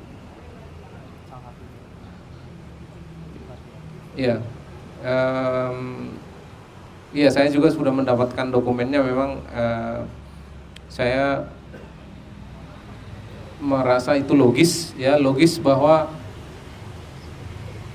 apa yang dialaminya terkait dengan pekerjaannya, dengan membaca laporan TPF itu, dan nama dia kalau nggak salah nomor 1 di urutan penyusun laporan itu. Teman-teman yang memang terkait langsung dengan, bukan diskusi ini, tapi dengan pengaduan di Komnas HAM, saya minta kita tindak lanjuti, ya, karena di sini tidak mungkin saya mencatat dan mengurus kasus-kasus yang tadi disampaikan. Kalau ada hal yang perlu kami bantu. Misalnya, oh saya butuh surat pembela HAM, itu bisa kita urus gitu. Oh saya butuh ini kok setelah dapat rekomendasi Komnas HAM kok menjadi lebih lama, itu bisa saya tindak lanjuti nanti, kira-kira begitu, ya. Karena begini, kami secara rutin sebenarnya mengupdate seluruh rekomendasi-rekomendasi kami kepada Irwasum Mabes Polri. Nanti kami akan berjumpa lagi bulan Juni untuk mencek keseluruhan rekomendasi kami, apakah dijalankan atau tidak, apakah lebih buruk atau lebih bagus setelah kita mengeluarkan rekomendasi. Yang patut disayangkan kalau rekomendasi Komnas HAM berakibat lebih buruk. Tadi itu, ya, ceritanya berakibat lebih buruk kepada orang yang kita bantu. Saya kira itu kontradiktori dengan tujuan dari dukungan kita, gitu. Nah, Komnas HAM ini saya ingin mengakhiri dengan izin saya, Ibu Suci, saya masih anak kemarin sore dibanding kakak dalam berbagai hal. Saya dulu mengingat almarhum ketika saya masih sedang dalam proses berangkat ke Belanda, dan kemudian terjadi peristiwa, dan kemudian tidak tahu di belakangan hari ternyata saya menjadi bagian dari pihak yang akan berurusan langsung dengan peristiwa dan kejadian itu. Saya ingin menjawabnya dengan memang DPR ini menciptakan kita ini macam-macam, ya. Kami 9 orang, kami macam-macam, maksudnya macam-macam dari latar belakang, pemikiran, dan sehingga lebih dari 3 tahun saya di Komnas HAM itu sulit sekali mengambil keputusan. Jadi bukan hanya prinsip yang berbeda, pemikiran, background, dasar pengetahuan masing-masing juga sangat beragam. Saya orang lapangan dan orang yang sebenarnya tidak terlalu well educated ya. Ya berpendidikan ya, tapi maksudnya nggak doktor gitu ya. Tetapi saya banyak bekerja dengan masyarakat sipil sehingga pilihan-pilihan saya secara pribadi selalu berbasis pada seperti apa pikiran, perasaan dan gagasan korban-korban. Saya ingin mempertanggungjawabkan dan saya ingin selalu menyampaikan bahwa itu posisi saya yang saya pegang sampai sekarang. Saya tidak pernah kemana-mana, saya tidak pernah membela perusahaan, saya tidak pernah membela pihak yang berkuasa. Saya selalu membela korban dalam semua tindakan, keputusan dan voting yang melibatkan tangan saya. Jadi itu situasi kami yang sengaja diciptakan memang diverse ya. Tentu kita hormati juga, itulah limitasi dari lembaga ini juga. Ini juga yang membuat idealisme awal kita bisa kemudian menjadi apa ya, mulai menyadari situasi dan tidak bisa memaksakan kehendak kita di lembaga ini. Kasus almarhum Munir sudah hampir rampung menurut saya, tapi kemudian ada dinamika yang saya kira Bapak Ibu sudah membaca Tempo mengekspos macam-macam yang kemudian menjadi sumber dinamika baru juga di internal Komnas HAM dan sedang dalam proses menyelesaikan itu gitu. Jadi ada proses-proses internal yang saat ini sedang terjadi. Nah, yang mungkin nanti saya kira baiknya dilaporkan oleh tim yang khusus bekerja untuk itu kepada para pengadu, dalam hal ini Ibu Suci sebagai prinsipal ya pengadu. Saya kira itu nanti bisa kita teruskan ya. Tapi saya adalah bagian dari, harus saya sampaikan, yang selalu berpihak kepada para korban dalam setiap tindakan, keputusan dan sikap-sikap saya di Komnas HAM ini. Saya kira saya ingin pertanggungjawabkan itu sampai di akhir. Saya bukan siapa-siapa, tapi saya akan melakukan apa yang saya yakini, apa yang saya pikirkan benar, yang juga sebagaimana disampaikan Dimas, merefleksikan pekerjaan saya sebelum di Komnas HAM. Waktu saya tinggal 1 tahun 6 bulan lagi, dan saya upayakan yang terbaik yang bisa saya lakukan melalui lembaga ini. Terima kasih. Terima kasih Bang Saurlin. Ini kalau Bang Saurlin bilang beliau aja anak kemarin sore, bagaimana pula kita ya? Anak barusan siang inilah Bang kita nih, gitu kan. Tapi Bang dan teman-teman sekalian, kalau kita coba ya merekonstruksi berbagai peristiwa ya, Andri Yunus adalah puncaknya. Yang berlangsung ini tadi Dimas sudah menyebutkan sangat detail sekali. Sejak pemerintahan Prabowo ini memperlihatkan kepada kita ada teror oleh negara yang tidak berlangsung secara random atau serampangan. Ada pola sistematis dan juga sebarannya cukup meluas. Nah, mungkinkah Bang Andri Yunus dan rentetan ke belakangnya, satu, ini menjadi satu pelanggaran HAM berat. Yang kedua, karena dia ada pelanggaran HAM berat, tentu kita memiliki mekanisme peradilan lain yang bukan peradilan militer seperti dalam kasus yang sedang berlangsung ini gitu, yang mengejutkan kita semua seperti juga tadi Bang Saurlin sebutkan, cukup mengejutkan. Dari polisi lempar ke puspom ke auditorat dengan sangat cepat. Nah ini Bang, dua hal ini, mungkinkah kita memandang seluruh kasus ini sebagai satu pelanggaran HAM berat dan mengupayakan suatu penyelidikan pro justisia hingga kita bisa memungkinkan apa yang tadi diharapkan oleh Bang Saurlin sebagai ingin ada peradilan lain selain peradilan militer. Nanti Bung Dimas juga silakan menanggapi soal ini. Silakan Bang. Atau juga Bung Dimas punya pertanyaan lain juga. Pertanyaan tambahan silakan. Boleh. Iya. Tes. Terima kasih Bung Alif. Itu satu pertanyaan yang saya rasa tadi juga sudah disampaikan gitu ya di awal ketika saya menyampaikan bahwa sebenarnya Komnas HAM juga bisa mendorong mekanisme melalui Undang-Undang 26 2000. Cuman memang kalau kita berbicara teknikalitas hanya berpaku pada legal formal, tentu ada banyak variabel yang harus dipenuhi begitu ya. Kalau kita mau mendalilkan bahwa kasus penyiraman air keras ini adalah pelanggaran berat hak asasi manusia. Nah, seenggaknya yang selalu kami coba untuk ingat gitu ya di Kontras ataupun lembaga-lembaga masyarakat yang bergerak di isu hak asasi manusia gitu ya, dalam 5 tahun terakhir memang sedikit sekali Komnas HAM itu melakukan rekomendasi soal atau mengeluarkan rekomendasi soal pelanggaran berat hak asasi manusia dengan mekanisme Undang-Undang 26 2000 gitu ya. Terakhir itu yang terjadi itu pun di tahun 2020 seingat saya, itu adalah kasus Paniai yang kasusnya terjadi 2014 di Papua. Itu rekomendasinya adalah pelanggaran berat hak asasi manusia dan juga sudah disidangkan kan menggunakan mekanisme pengadilan hak asasi manusia di yurisdiksi Pengadilan Negeri Makassar. Nah, setelah itu kita lihat ke belakang, misalnya ada peristiwa KM50, peristiwa Kanjuruan, lalu demonstrasi Indonesia Omnibus Law gitu ya tahun 2020 juga, lalu juga ada beberapa aksi massa yang penuh dengan represivitas, eksesivitas penggunaan senjata mematikan oleh kepolisian, tear gas atau gas air mata, water cannon, lalu juga ada baton stick gitu ya. Bahkan juga terakhir yang di Agustus itu kami menemukan ada proyektil peluru karet yang ditembakkan oleh kepolisian yang itu jelas-jelas melanggar Perkap atau Peraturan Kapolri soal implementasi HAM.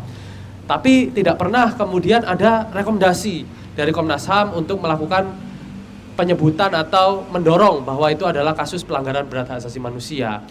Yang paling sangat memukul itu adalah kasus Kanjuruan sebenarnya, Bung Alif dan kawan-kawan dan Bang Saulin gitu ya. Kenapa? Karena kalau kita tarik dengan menggunakan sebuah analisis gitu ya, kan sebelum kemudian kita menetapkan pelanggaran berat HAM, analisis yang harus terpenuhi itu adalah terstruktur, sistematis dan meluas gitu ya. Kita biasa menyebut itu sebagai TSM gitu ya. Kalau kita lihat di beberapa komponen-komponen peristiwa-peristiwa yang seharusnya layak disampaikan atau layak kemudian disebut sebagai pelanggaran berat HAM, itu sudah memenuhi kualifikasi itu. Dan kalau dalam konteks penyerangan air keras atau upaya pembunuhan berencana kepada Andri Yunus, itu juga bisa kita konstruksikan menggunakan rangkaian analisis TSM gitu ya. Tentu sudah sangat bisa memungkinkan sekali gitu ya. Kalau kita lihat dari variabel terstruktur, ini yang melakukan sudah jelas aparat negara, alat pertahanan negara. Tadi Bang Saulin bilang yang melakukan adalah BAIS, Badan Intelijen Strategis yang ada di TNI, yang sebenarnya fungsinya adalah melakukan penggalangan pengetahuan informasi untuk disampaikan kepada Panglima TNI. Dan di sini ada abuse of authority, yang mana kemudian dari fungsi awal atau tugas pokok fungsi utama dari BAIS kemudian menjadi mesin pembunuh gitu ya, mesin percobaan pembunuhan kepada warga negara, tentu ini bisa dikonstruksikan sebagai upaya yang sifatnya terstruktur karena ada lapisan komando yang kita dalilkan. Karena apa? Tadi yang kami sampaikan atau saya sampaikan gitu ya, bahwa rangkaian penyiraman air keras Andri itu dilakukan dengan mekanisme yang sangat sistematis, Bang Saulin. Kemarin sudah ketemu pihak Komnas HAM sama perwakilan dari tim advokasi untuk demokrasi menyampaikan bahwa kami menemukan ada 16 terduga pelaku yang kalau kita komparasi atau bandingkan dengan secara kuantitas gitu ya dengan POM TNI maupun Polda Metro Jaya jumlahnya jauh gitu ya. Itu hanya aktor lapangannya. Di mana kami kemudian melihat ada rentetan komunikasi, pola komunikasi di lapangan, ada gestur yang itu saling berkoordinasi di lapangan sebelum tindakan naas itu terjadi di Jalan Talang atau Jalan Salemba 1. Jadi secara struktur ada satu rangkaian operasi yang melibatkan alat negara dan juga alat pertahanan negara. Sistematis gitu ya, dilakukan dengan perencanaan. Nah, Komnas HAM pasti sudah mendapatkan informasi dengan melakukan pemeriksaan kemarin kepada 4 lembaga. Tadi ada Kontras, ada pihak RSCM, ada Polda Metro, dan juga pihak Tentara Nasional Indonesia yang diwakili oleh Puspom, saya ingat saya waktu itu datang ke Komnas HAM. Itu juga dan mungkin melihat atau membaca gitu ya sejumlah reportase yang sudah disampaikan juga oleh beberapa media dan juga pernyataan publik yang disampaikan oleh teman-temannya Andri Yunus gitu ya di tim advokasi untuk demokrasi, bahwa ada rangkaian sistematis menggunakan pola operasi intelijen dengan kata sandi tadi, operasi sadang. Nah, operasi ini dilakukan dengan sangat sistematis dengan perencanaan dan pemufakatan jahat. Ini sudah memenuhi checklist kedua dalam variabel sistematis. Meluasnya gitu ya. Meskipun kekerasan hanya dilakukan pada satu orang yaitu Andri Yunus, tapi kalau kita lihat variabel meluas itu kemudian menimbulkan efek gentar dan juga kita sambungkan dalam ruang pemerintahan rezim Prabowo Gibran, tentu variabel meluas juga masih bisa terpenuhi. Jadi saya rasa tidak ada hambatan secara legal formal bagi Komnas HAM untuk kemudian dapat menyatakan bahwa situasi atau kasus penyiraman air keras kepada Andri Yunus bukan merupakan pelanggaran berat hak asasi manusia. Justru ada banyak modalitas yang sudah dimiliki oleh Komnas HAM dan juga legitimasi peran dan fungsi dari Komnas HAM untuk dapat memberikan alternatif dispute yang tadi disampaikan ya Bang Solin. Alternatif dispute mechanism menggunakan Undang-Undang Nomor 26 2000, karena itulah senjata Komnas HAM. Itulah yang membuat Komnas HAM itu ditakuti ketika awal reformasi. Karena hampir semua, tadi Bung Alif menyampaikan pendahulu, ada almarhum Abdul Garuda Hakim Nusantara, Asmara Nababan, Baharudin Lopa, yang lalu juga ada Bu Zumrotin Susilo, dan lain sebagainya, yang itu paham betul dan menggunakan kekuatan, modalitas kekuatan besar dari Komnas HAM untuk dapat menghalau hambatan politis maupun hambatan legal formal. Dan saya rasa inilah, itu tadi kenapa saya menggunakan kalimat, inilah moment of truth bagi komisioner Komnas HAM periode 2023-2028, begitu ya? 2027, untuk dapat membuktikan bagaimana keberpihakannya terhadap korban, perhatiannya kepada masyarakat, warga negara terutama, dan tidak ada intervensi apapun dari politik praktis maupun intervensi-intervensi yang sifatnya menjadi hambatan di internal Komnas HAM. Mungkin seperti itu, Bung Alif. Terima kasih Bung Dimas. Mari ya Bang. Kita bagaimana ini menuju supaya menjadi pelanggaran berat HAM? Ini ya, saya mulai dari akhir tadi. Jangan ada intervensi-intervensi gitu. Saya 3 tahun lebih di sini nggak ada yang intervensi. Pengen juga diintervensi, nggak ada yang intervensi. Serius, nggak ada intervensi saya. Bagus juga gitu. Jadi saya terus terang, ini moment of truth ya, saya menyampaikan. Saya belum pernah ada yang intervensi saya, ini udah 3 tahun lebih. Saya tahu yang memilih saya juga kan partai-partai, tapi nggak ada yang intervensi saya. Sejauh ini teman saya nggak tahu, tapi saya nggak, gitu loh. Teman saya nggak tahu, saya nggak, serius gitu. Saya sampaikan diri, ini ruang terbuka soalnya. Saya sampaikan saya tidak pernah diintervensi oleh siapapun. Sejauh ini sudah 3 tahun lebih, udah mau berakhir juga, dan semoga sampai akhir. Apa tadi pertanyaannya? Soal Undang-Undang 26, saya anggap ini sebagai dukungan teman-teman. Feeling saya memang kena ini barang ke sana, tapi kita harus lihat ya, harus lihat dulu seperti apa teman-teman nanti memberikan pendapat masing-masing. Ya, feeling pribadi saya begitu ya. Dan begini juga ya, dalam sejarah perlakuan terhadap aktivis ya, dalam sejarah perlakuan terhadap aktivis, saya kira kasus Andri Yunus inilah kasus yang dimana ada pengakuan resmi, dan itu nggak lama setelah kejadian. Yang mengumumkan langsung itu Kapuspen, dan Puspom. Itu amat langka dan amat jarang terjadi sejak Indonesia merdeka. Sehingga apa? Unsur bahwa negara sebagai pelaku sudah memenuhi unsur. Jadi tidak perlu lagi kita cari-cari, tidak perlu mencari fakta bahwa sudah ada pengaku gitu yang mengakui ya. Ketika sebuah peristiwa terjadi, kemudian ada yang mengakui, yang diakui badan intelijen lagi. Ini kan paling sulit mengakui ya badan intelijen. Kalau intelijen mengakui berarti bukan intelijen. Jadi intelijen mengakui sebagai pelaku agak, ya menurut saya sesuatu yang menarik ya. Ini buat kita kejutan ya, kejutan sekaligus juga mengurangi pekerjaan gitu. Karena kita sudah bisa langsung subjek-subjek mana yang harus kita panggil, kita sudah tahu. Itulah sebabnya kita langsung bersurat kepada Panglima TNI. Dan yaitu mohon dukungan teman-teman, kita masih berproses, kita menunggu kepastian apakah kita bisa memeriksa 4 pelaku ya. Kami kemarin ada 3 hal yang kita minta di saat bertemu. Pertama, kita meminta akses untuk memeriksa para pelaku. Kedua, kita meminta supaya identitas para pelaku diumumkan ke publik.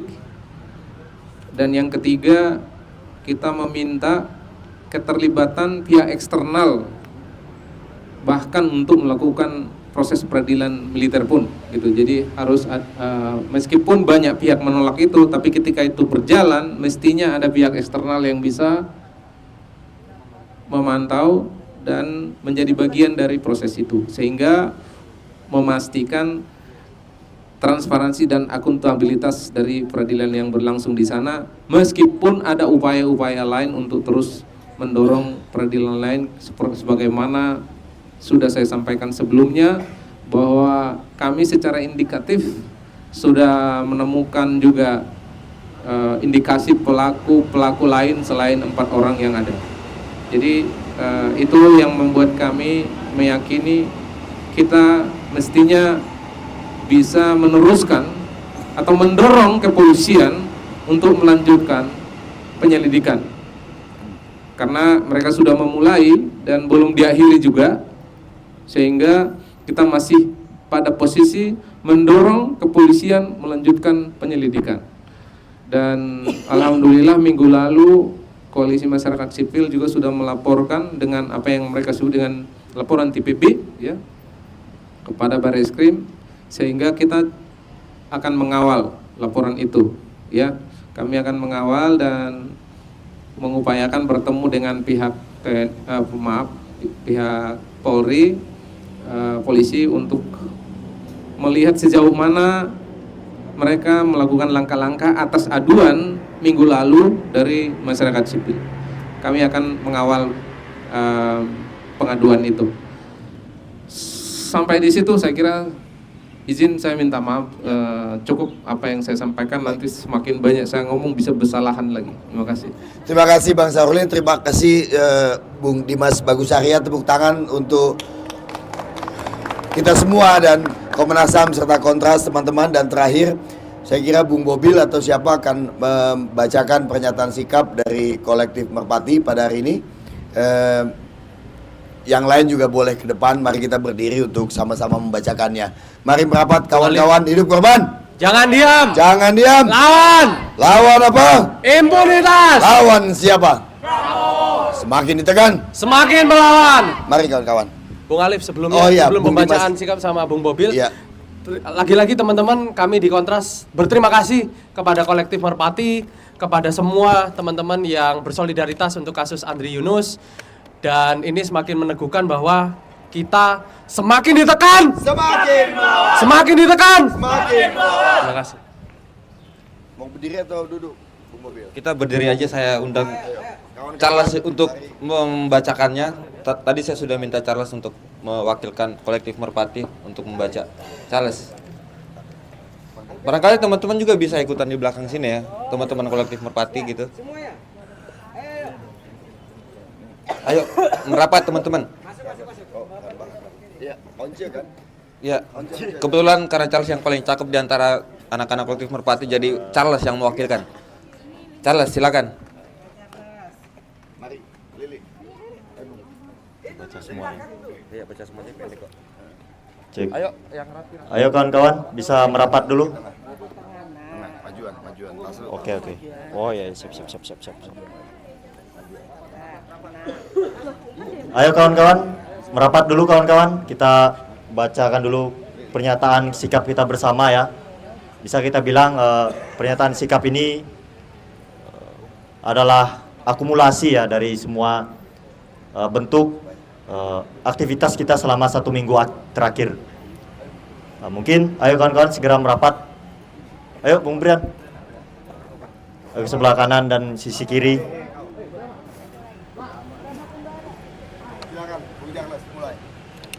Baik, izin kawan-kawan, saya akan mewakili ya untuk membaca ini. Sebelum kita mulai, mari kita kick dulu.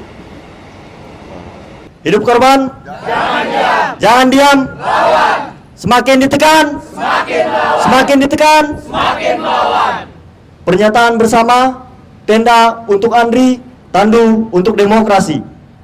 Kasus upaya pembunuhan dengan penyiraman air keras terhadap aktivis hak asasi manusia Andri Yunus adalah peristiwa yang tidak hanya mengguncang secara kemanusiaan, tetapi juga menimbulkan kegelisahan politis yang mendalam.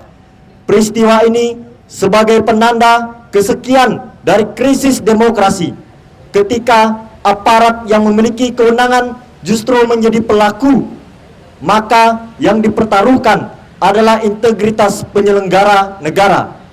Betapapun peristiwa ini bukan hanya menyangkut keselamatan individu, tetapi juga menjadi ujian serius bagi komitmen negara dalam melindungi para pembela hak asasi manusia serta menjamin tegaknya prinsip-prinsip keadilan. Oleh karena itu, diperlukan perhatian dan pengawasan yang sungguh-sungguh agar setiap pelaku diproses dan diadili secara transparan, imparsial, dan tanpa pandang bulu. Sebagai bentuk solidaritas dan pengingat publik atas peristiwa ini, kami menggelar aksi di depan Komnas HAM bertajuk Tenda untuk Andri dan Tandu untuk Demokrasi. Membangun tenda bukan hanya solidaritas terhadap satu korban, ini adalah simbol perlindungan bagi ruang kritik itu sendiri. Dan Tandu untuk Demokrasi menandakan situasi krisis, sekaligus tanda bahwa demokrasi perlu ditopang, dipulihkan, dan dijaga bersama. Kami merasa aksi simbolik belum cukup, maka dari itu, sebagai bentuk kepedulian sekaligus dorongan kepada seluruh pihak terkait dalam menegakkan keadilan bagi korban, kami menuntut agar 1. Komnas HAM segera menyatakan bahwa kasus Andri Yunus sebagai pelanggaran HAM berat. 2. Komnas HAM segera menyelenggarakan penyelidikan pro justisia. 3. Komnas HAM ikut mendorong kasus ini ke pengadilan sipil atau umum. 4. Mendesak audit menyeluruh terhadap Badan Intelijen TNI dalam tanda kurung BAIS TNI untuk memastikan tidak adanya penyalahgunaan kewenangan serta menjamin reformasi institusi keamanan. Demikian pernyataan ini kami sampaikan agar hukum yang imparsial dapat terwujud serta impunitas tidak terus berlanjut. Jakarta, 11 April 2026 di kantor Komnas HAM, Jalan Latu Harari, nomor 4B, Menteng, Jakarta Pusat, kolektif Merpati. Hidup korban, jangan diam. Semakin ditekan, semakin ditekan, semakin melawan.